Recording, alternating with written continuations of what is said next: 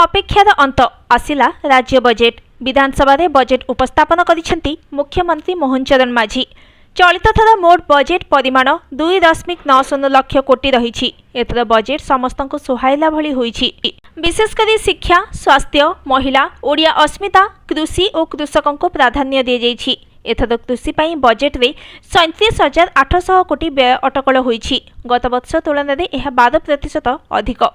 समृद्ध कृषक योजना रे 6,000 कोटी, सीएम किसान पाई 2,020 कोटी, श्री अन्न योजना पाई 600 कोटी, शस्य विविधता कार्यक्रम पाई 695 कोटी, पीएमएमएसवाई पाई 245 कोटी, एमएमकेवाई पाई 235 कोटी, मुख्यमंत्री कामधेनु योजना पाई 146 कोटी और प्राणी संपद योजना पाई 171 कोटी व्यय अटकल करा जाइछि।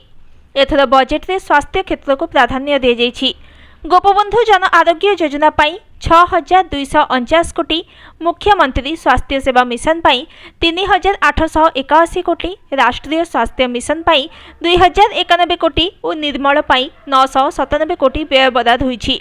एसहित शिक्षा और समृद्ध जीवन रे गोदावरी मिश्र आदर्श प्राथमिक विद्यालय पाई 2960 कोटी, पीएम पोषण पाई 885 कोटी, माधो सिंह हाथ खर्च बाबद को 154 कोटी, छात्रवृत्ति पाई 450 कोटी प्रदान कर जाइछि। सुभद्रा योजना पाई 10,145 कोटी, ममता और प्रधानमंत्री मातृवंदना योजना पाई 492 कोटी और ओडिशा पुष्टि मिशन बाबद को 100 कोटी, अंगनवाड़ी को राज्य सहायता 1132 कोटी प्रदान कर जाइछि। सेहीपरि मधुबाबू पेंशन योजना रे 5,370 कोटी, वार्धक्य पेंशन 2,181 कोटी, इंदिरा गांधी जातीय पेंशन बाबद रे 1,016 कोटी व्यय बराद होईछि।